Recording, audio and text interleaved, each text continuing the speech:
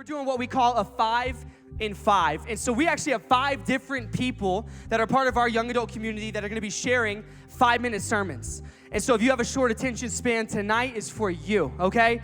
So 5 people switching it up, 5-minute sermons. And I'm so excited for what's going to happen here tonight. They're all going to be sharing on the subject of friendship. And so we want to celebrate friendship tonight. We want to learn more about it. So hopefully you can become a better friend.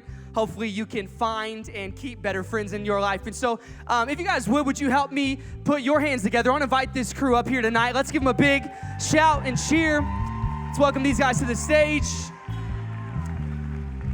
We got some great people up here. What I'm going to do is I'm going to just give a quick introduction to all of them. I'll go through all 5.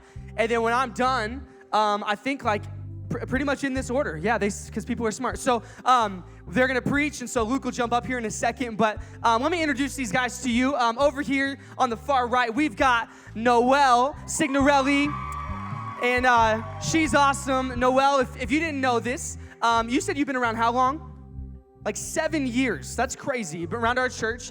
And Noelle is actually our pre-K director here at the church. So all of the little kids, she's running the show on Sundays. And so she's used to preaching to 2-year-olds. And so tonight she's gonna be preaching to 20-year-olds. It's gonna be so real. I'm excited for it. We've also got my man David. Everybody say, what's up, David? He's awesome. You have also been around. Did you say 7 years? So long time. And David's incredible. You won't meet anybody funnier than David. Also, if you didn't know this, David is a DJ on the side. So if you're getting married anytime soon, you need a DJ Vibe Seta right here. He'll run the show. I'm being for real. He's a DJ. So give David one more big hand. He's awesome. Next up, we got my man Christian Saint Germain. Nice little Parisian last name, Saint Germain. So Christian, what I love about him is a lot of things. Something that's unique about Christian, though, is he's got a lot of animals at home. The guy has reptiles and all kinds of crazy things. What do you have? Give me a couple examples. You guys, he's got snakes, guys. Is that freaking anybody out? You're like, that's terrifying. I think it's kind of cool. But Christian's a man. Let's give him one more big hand. Love Christian Saint Germain. We've got Maria McKeechin up here. And Maria is also on staff here at the church, and she does a ton of stuff with our youth, and she essentially runs young adults behind the scenes. She makes all this stuff happen for the last several years, so she's incredible. Maria is a massive Star Wars fan. Is anybody in here a Star Wars fan? She has a Stormtrooper tattoo on her ankle, so I bet you're not that big of a fan. She is. So, yeah, I don't know. I like it, though. But you wore tall boots, so we can't see it. And then last but not least, we got my man Luke Haynes. Let's give him a big hand. And Luke's been around, you said, for about 4 years or so, 4 or 5 years. And Luke's awesome. Luke's just a good guy. He and I worked out all summer together.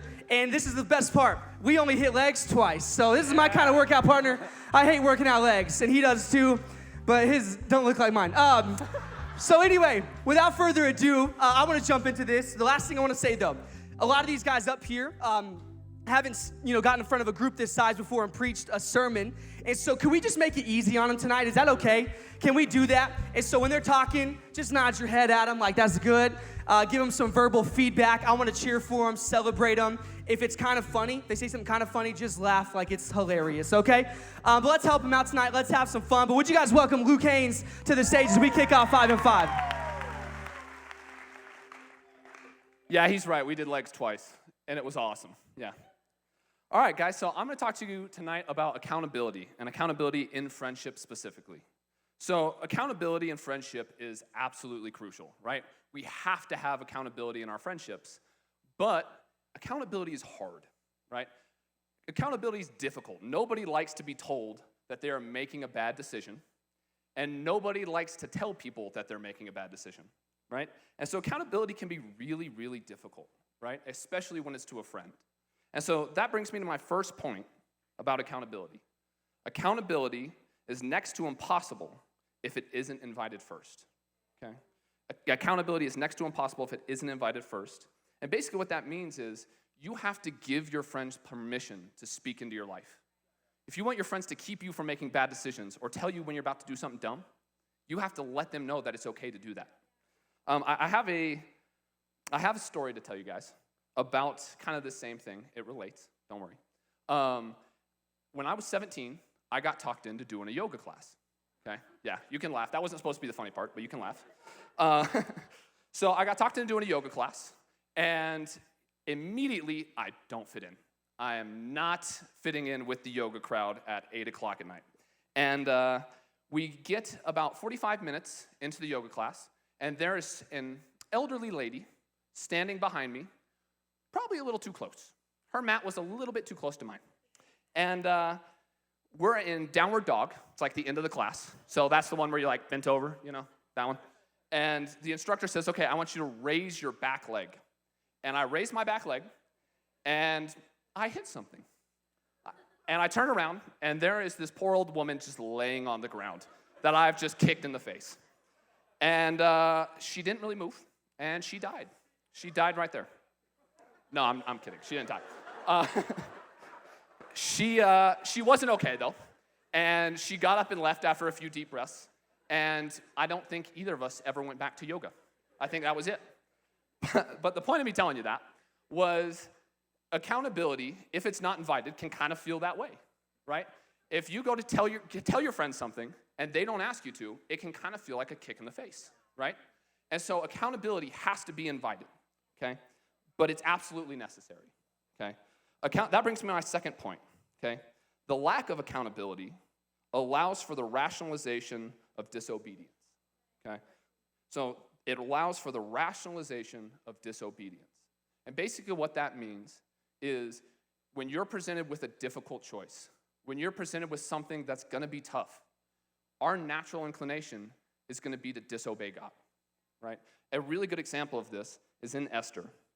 And in Esther, she is a Old Testament figure, and she's forced to make a decision, okay? And that decision is basically stay safe and disobey God, or risk her life and save the Jewish people, okay?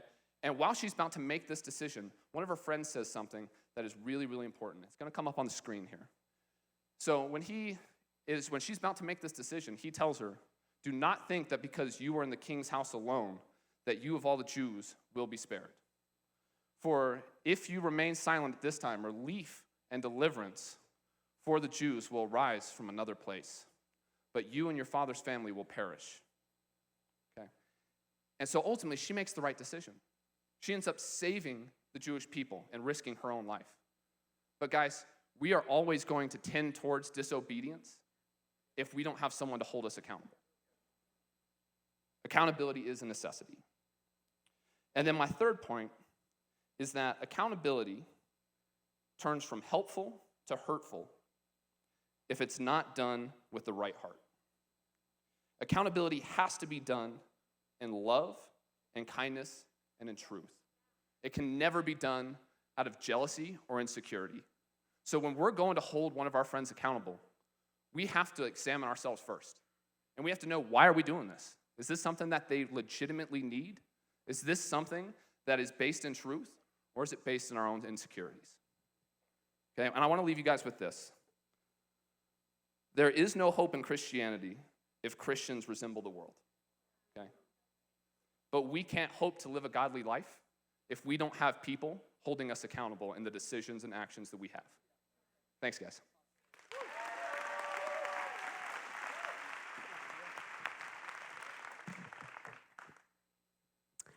As we were growing up, as little kids, I think it was a struggle for all of us when we started to learn how to share, right?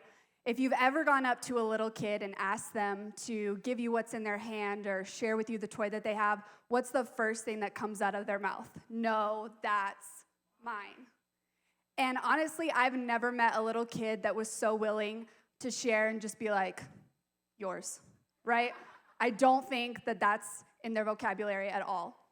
And I think even as adults, as we have grown up, I think we still have struggles with sharing.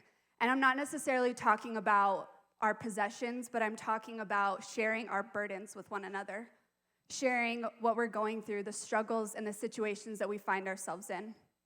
But I just want to encourage you tonight that I think there's something so powerful and there's something so freeing when you decide to be vulnerable with your friends and to step out of your comfort zone and share what you're going through.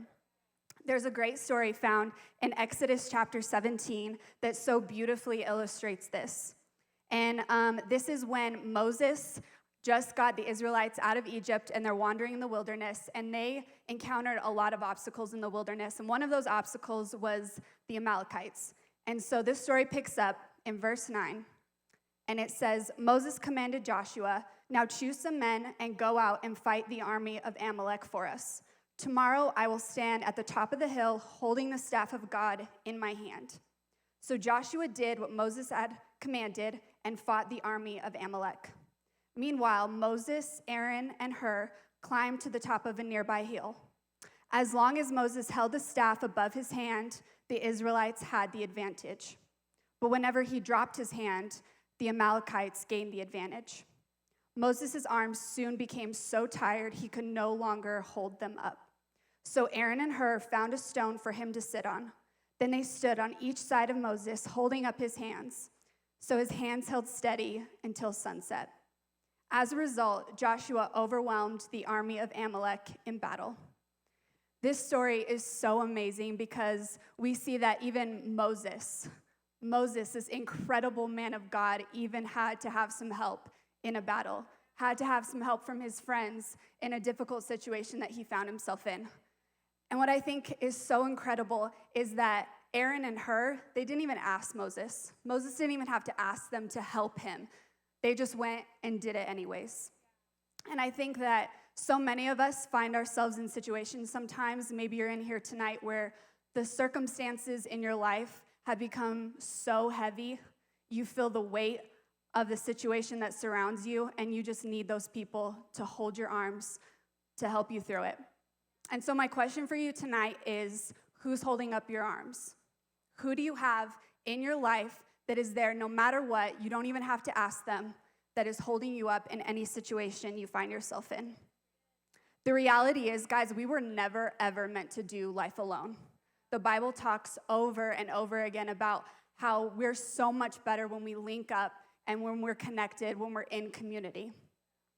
I think in our culture today, we have valued the idea of independence, right? We applaud people who have that I can do it by myself attitude. We've adopted this verbiage and this language that says, I got this, I'll be good, don't worry about me. But I think there's something, again, so powerful when you decide to say, you know what, I can't do this all by myself. I need somebody. I need those people around me to help me with this. And not only does the Bible say this over and over again, but research actually backs this up. There was a study done by the Mayo Clinic about friendships that says it increases your sense of belonging, it boosts your happiness and reduces your stress, and it improves your self-confidence and your self-worth. There's been so many times in my life where I have felt that burden of if I open up to my friends, if I become vulnerable with them, I'm just going to feel like a burden to them. They have already so many things going on in their life. I don't want to add to their stress and their problems. But there was a situation a couple months ago where life just got hard. The circumstances surrounding me just got way too heavy for me to carry them by myself. And the minute that I decided to step out of my comfort zone, be a little vulnerable, be a little awkward, and share what I was going through, the minute I did, there was a weight that just lifted off of me, and I knew that I wasn't going to be able to do this alone. I knew I wasn't going to be alone in this situation. I had those friends that surrounded me. And really quickly, I wanted to talk about my best friend. I know you might think you have the most amazing best friend, but I truly have the most amazing best friend. She's always there for me. She knows exactly what I need, when I need it. She knows when I've had a bad day. Really quick, I just want to show a picture of my best friend. I mean, come on, she's so cute. Those of you who know me, you know I'm maybe a little too obsessed with my dog, and those of you who don't know me, I swear I have like real normal like human friends. I'm only kind of joking when I say she's my best friend, but we can take her down. She's super cute. In closing tonight, I want to leave you with a verse found in Galatians chapter 6. It says, share each other's burdens, and in this way obey the law of Christ. If you think you're too important to help someone, you're only fooling yourself. You are not that important. Imagine the impact we could have on the community, on our friendships, if we just say, what's mine is yours and what's yours is mine. Sharing our burdens, sharing what we're going through. I read this the other day that said, a burden shared is a burden cut in half.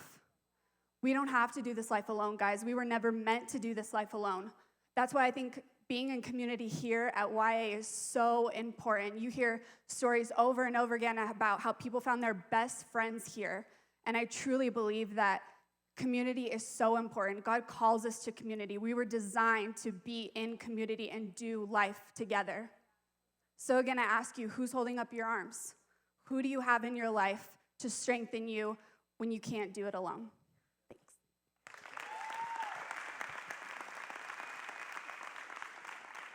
So I have a question for you, and that is, have you ever asked yourself if you're a faithful friend or a loyal friend? And quite honestly, I didn't know that there was a difference between these two until I had to sit down and study this, got super convicted, and now I want to share that with you. Now, what I found when studying this is that looking back at my life, a lot of times I found myself in the loyal friend category, and honestly loyal to a fault, and that fault being that I was not a faithful friend. See, loyalty, it should come up on the screen here, is an allegiance based off a previously agreed upon set of conditions. Whereas faithfulness, an allegiance entailing belief in the redeeming values of a person in light of evidence to the contrary. So even there, we start to see that there is some difference in between. For example, in loyalty, an example would be a United States soldier. They are loyal to the President of the United States no matter how they feel about him, whether they respect him, love him, whatever. By contract, government owns them, and they are loyal to the president until that president leaves office or they end their career in the military. While faithfulness, on the other hand, would be like a husband that chooses to pursue his wife continually, to love her, to cherish her, even despite of marital hardship. That no matter what, he's going to believe in the best in her and their relationship. The difference being loyalty is in reference to condition, while faithfulness is in spite of it. You cannot be faithful without loyalty, but you can be loyal without faithfulness, and that's honestly where I found myself for a good portion of my life. And luckily, by the grace of others that have shown it to me, I've been able to start to change that in myself. See, faithfulness is not just only necessary to our relationships, but it's also necessary to our survival. We were designed as human beings by God to be in community, to be in relationship, and I'll prove it to you. If any of you have been in a psychology class at any point in your life, Maslow's hierarchy of needs demonstrates that right in the middle section, the foundation of our emotional and psychological existence, what we need to survive is those deep, meaningful relationships, the love and the faithfulness. Now, this is super important because have you ever noticed that sometimes you can be in a room like this and feel like you're the only person there? So it's not just about having people around you, it's about having the right people in relationship in the context of faithfulness in order to continue thriving and living as Jesus set out. Now, what I've also noticed, and I've been a victim of this, and I've also been the perpetrator of this, is loyalty is very petty. As long as somebody is holding up their end of the bargain, I'm in. I'm ride or die. But there's been plenty of times in my life, and I'm sure in yours as well, that, maybe I'm acting out of line or they're acting out of line, and that distance is made. Well, when you start acting right, I'll come back. Maybe some of you can align yourself with that. I know I've been in that position. Now, Jesus, we go back to the Bible because that is where all perfect truth is found, and Jesus is the epitome. He's the perfect example of all things. Jesus really is the answer, as cliche as that is, but especially in faithfulness. An example of this is Peter and Judas. We learned about Judas last week from Pastor Nick. Judas was the equivalent of a modern-day terrorist. It would be essentially the cultural equivalent is if Pastor Dustin hung out with a high-ranking member of ISIS. That literally is the historical context. It's kind of funny to think about, but that's the true historical context. And then we have Peter, who is quite honestly just a loudmouth and an idiot. Very arrogant, very prideful, had a lot to say about everything, and oftentimes was wrong about most things. That's kind of where I found myself sometimes. But that's all right. Now, Jesus chose to be faithful not based on a cultural standard, but actually to set a cultural standard. No matter what society was saying about him, it didn't matter. He was going to be faithful to them, again, because he believed what he saw in them. Now, I know that sounds weird because didn't Judas betray Jesus, right? But had Jesus not been faithful to do this through the entire process, we would not know the grace that is Jesus and from Jesus. So his faithfulness did not waver. Proverbs 3:3, let not steadfast love and faithfulness forsake you. Bind them around your neck and write them on the tablet of your heart. That is serious language. It says bind them to your neck, bind them to your heart. The core of your being should be based in love and faithfulness. Now to end here, I'm going to go into a little bit of a story about me. If I'm being completely vulnerable, around 5-6 years ago, I was a pretty miserable human being to be around. There was a lot of stuff that had gone into my life in that time that led to extreme insecurity and depression. And due to some poor decisions on my hand and some influences that I was listening to that I should not have been, it manifested itself as being incredibly prideful and incredibly arrogant. And a lot of you, I'm sure, unfortunately, had to live through that. Yeah, it's all right. It's true. I got some stories. We can talk about it after. But specifically, there were people that I considered very close to me that actually made that distance. And I can't honestly say that I blame them, but there's a handful of people that didn't. Some of them are here tonight. Pastor Dustin, no matter what got to his ears, at no point stopped being faithful to our relationship. Pastor Nick Camacho, I can't tell you how many meetings we had where I was just being an idiot and just hurt, and he still continued to love me. And where's Garrett? Is he in the back? Oh, he's counting. Gosh, what a job.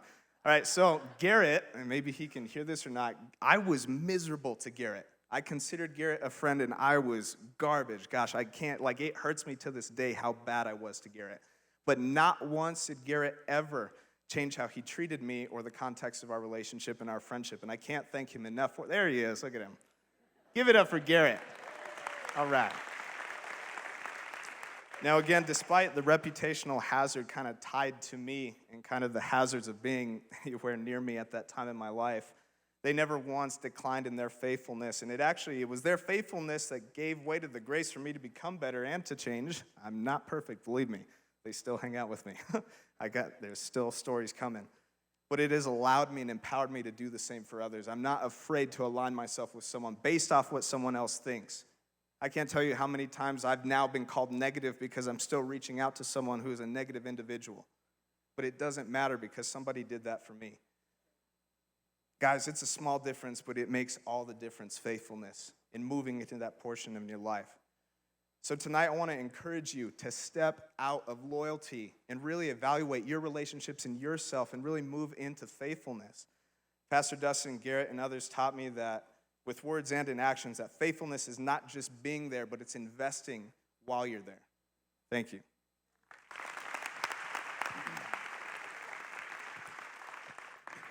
God surrounds us with amazing people, y'all. He surrounds us with friends that are faithful, friends that are loyal, dependable, and that will really go the extra mile. You know what I'm saying? Like that friend you can call up at 3 a.m. on a Saturday night and you're stuck downtown because you made poor life decisions. You know what I'm saying? And then they're like, hey, can you come pick me up? And they're like, okay, I guess. But on the flip side, however, sometimes we surround ourselves with people that we got no business being around. And sometimes we place ourselves in friendships that God never intended to happen. And so it reminds me of a story of when I was a little kid. I was like in the 1st or 2nd grade, and I wanted everyone to be my friend. I was like, yo, you're my friend, you're my friend. I don't even know your name, but we were on the swings together yesterday at recess, so we're best friends. You know what I'm saying? And you can see how a problem would arise from that. And I remember one day I came home, and I was just in tears, y'all. I was ugly crying, all right? And my mom was like, David, what's going on? And I had the red eyes, the streams. I had the fat lip sucking going in. I was like, they don't want to be my friend. And my mom's like, it's okay, come here. And every single time, she gave me practical advice that I've been able to carry with me throughout my entire life. And that's what I want to share with you guys tonight, okay? And so if you're taking notes, there's 2 concepts about friendship that I want you guys to remember, and they both take place in Proverbs chapter 18, verse 24. So let's take a look at the first part. It says, some friendships don't last forever. So here I am, ugly crying, and my mom, you know, she'd say, come here, David, come here. She's actually here. Shout out, Mom, I love you. But she'd be like, come here, David. And she'd just wrap me in her arms, and she'd say, you know what? Friends come and friends go. And some friendships just don't last forever. And that leads me into my first point, which is friends may come and friends may go. And I know that's difficult to comprehend, and it was kind of hard for me to understand, but as I grew up and matured throughout my life, I realized that there's some people that God has placed in your life for a reason, and there's other people that God has placed in your life for a season. You know what I'm saying? And I know that that's harsh to understand, but the reality is that some friendships just aren't going to last forever, y'all. And there's going to be people that are going to let you down. There's going to be people that are going to backstab you. And I know what you're thinking. You're like, wow, this guy really knows how to kill the vibe. But if you guys know me, I actually do the opposite. And it's not over, y'all. It's not over. I want everybody in here to say, but. All right, so let's look. So we got the first part, right? Some friendships don't last forever, but the second part is, everybody say, but. There is a friend who sticks closer than a brother. And let me tell y'all, in my life personally, that friend that has stuck closer than a brother has been Jesus, y'all. So point number one is that, yeah, friends may come and friends may go. But point number two is, everybody say, but Jesus sticks closer than a brother, y'all. And let me tell you guys about an example in the Bible. There's a story about Jesus, and he's traveling, and he has an encounter with a Samaritan woman at a well. And he's traveling from Judea to Galilee, and there's a small little town in the middle. It's called Samaria. Well, the Samaritans were the most hated people by the Jewish race. They were a mixed race, and no respectable Jewish man or person would be seen talking to this woman. But guess what? Jesus didn't care, and he crossed over that barrier, and he was able to be with her, and he stuck by her closer than a brother, or stuck to her like a brother would. And I want to encourage you guys today and let you know that he'll do the same thing for you guys. He doesn't care about your social status. He doesn't care about your background. He doesn't care about what you've done, what you're doing, your past sin, present, or future. He will cross over those barriers just to be with you every step of the way, all right? And in saying all of that, Jesus, he promises us in his word that he will give us life and life abundantly. And so if that is true and we hold that as truth, then we've got to stop having people fill this void inside of us that was only meant to be filled by Jesus. All right? And on top of that, we need to live our lives to please God and stop living to please people. I think that we live in a digital age where we're just trying to boost our likes, and we're trying to get liked in person by everybody, and it just doesn't really matter. And I just want to let you know that humans, they're going to leave you disappointed and nervous, but God will leave you reappointed with a purpose. Amen? And so, yeah, give it up for God. God's good, y'all. I love God. Love me some Jesus. So anyways, if Jesus is that friend that sticks closer than a brother, then shouldn't he be our main focus? And in saying that, our goal should be to want friends and to look for friends that emulate his characteristics and then be that friend back. And I just want you guys to know that God didn't intend for you to be alone. Like, I'm not here to be a downer, Debbie Downer, or to bum you guys out, because he didn't intend for you to be alone. But in his timing, he will surround you with the right friends, all right? And I've seen that personally in my life through my experiences is that, yeah, when I was a little kid, maybe I didn't choose the right friends. Maybe I shouldn't have had everyone being my friend. But I can say confidently now that God has placed and surrounded me with true friends that will be with me and stick by my side for the rest of my life. And so bringing all of that full circle, yes, it's disappointing and it's difficult to grasp and understand that friends may come and friends may go, but we can have, everybody say but we can have confidence in knowing that Jesus is that one true friend who will not leave us. He will not forsake us. He will chase after us. He'll leave the 99. He will not, you are chosen and not forsaken, and he will lift you up and not bring you down, all right? And he will surround you with people and friends that will do the same. Thank you.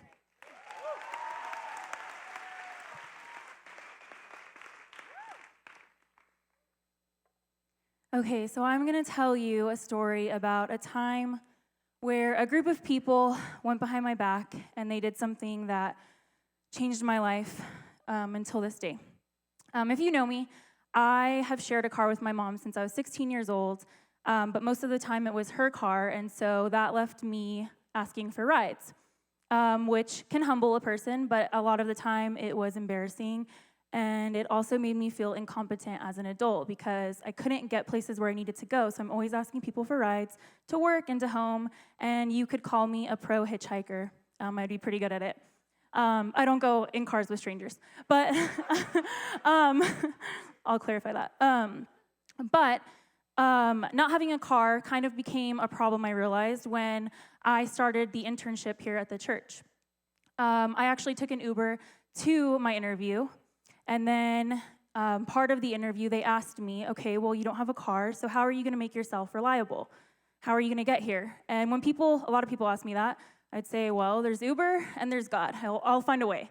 And I kept that promise. I made it there every day. A lot of the times, not having a car just meant I stayed there all day, so I just found work to do, got to know people. And then at the end of my internship, we got these Dundee Awards. If you know what Dundee Awards are, you can clap for The Office. So, something pretty cool. You can tell that this is a car. It says, "We are giving you a car." No, I'm just kidding. It doesn't say that. I wish it said that. It says, "Noelle Signorelli, can you give me a ride award?" Yeah, bummer. That's what I'm known for. But that's okay because even though I didn't have a car, something cool happened also at the end of my internship. Delaney Woodward pulled me into a hallway, literally a hallway, and she was like, "Hey, so like, my sister-in-law is moving, and so we're wondering if you want to work here." And I was like, "Yeah, cool, yeah, like for sure." I was like trying to play it cool. And then she's like, "Okay, I'm gonna talk to Pastor Kim, who's the pastor of kids, and we'll set up an interview and all that stuff." And I was like, "Okay, cool." And then I met with Kim, and she's telling me all this stuff. Take a few days to think about it. And I was like, "So when can I say yes?" And they're like, "No, just take your time." So I went to my friends. I was like, "Please pray for me, guys. I know I love to work with kids. I've worked with kids for like 5 or 6 years, and so I need your prayers to just make sure I'm not doing this because I want to. But because I'm actually qualified. But I obviously got offered a job without having a car. So God calls the unqualified. You've all heard that. Yeah. So that leads me to the next part. So one night I was sick. It was a wake night, Wednesday. I was kind of bummed out because I have a disease called FOMO. I wanted to be here so bad, and I was texting my friends. I was like, "Guys, I want to be there." They're like, "Oh, yeah, we wish you were here." But I know them better than that. They were like, "Yeah, we miss you too." And my friend Bailey, she texted me around 9:30 after church, and she was like, "Hey, I know you're sick. Come outside. I have soup for you." So I was like, "Ooh, okay, well, I've been in bed all day. My hair's not combed, but it's just Bailey. It's fine." And there's actually more to this story. I have a video if you guys want to check it out. We're going to put it up.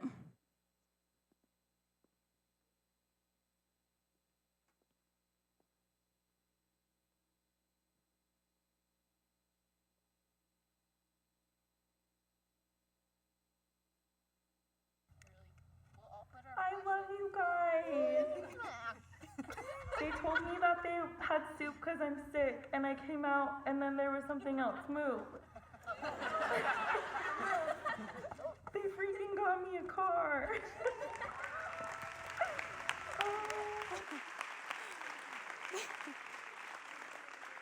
Everyone loves a good Christian cuss word. They freaking got me a car. I'll never live it down. But you see that the sign says, "Isn't your favorite color orange?" That is my favorite color. So Bailey said she has soup. I just took a bunch of Benadryl. I'm really loopy, and I was like, 8 people brought me carrot soup. Like, I'm so confused. And then my friend Alex, who is actually behind this, there's a whole list of people. We're going to put up the names. There's a whole list of people that were part of this that went behind my back to bless me with this car. Alex was the mastermind. He started a GoFundMe account. It was his idea to get a group of people around to pitch in.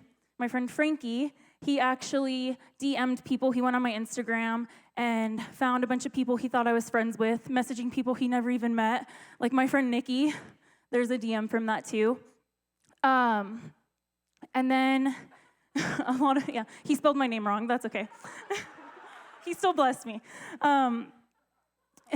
And essentially, they all pitched in and did this thing behind my back. So you guys probably thought it was like a bummer story, but it's actually okay when people talk behind your back and do things behind your back.